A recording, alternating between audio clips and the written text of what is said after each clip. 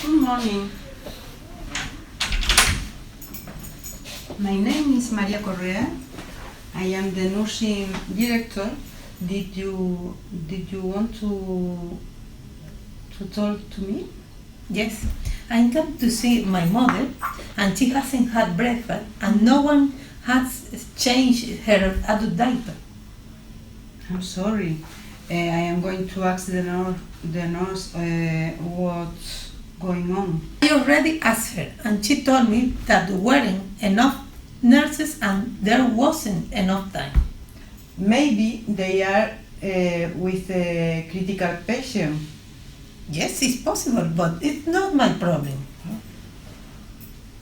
Don't worry. We will take care of your mother immediately. Thank you for letting me know. I will inform the supervisor right now. If it happens again, please let me know immediately, and I will take care of it. Thank you. No problem at all. Have a good day. Okay. Sorry. Okay.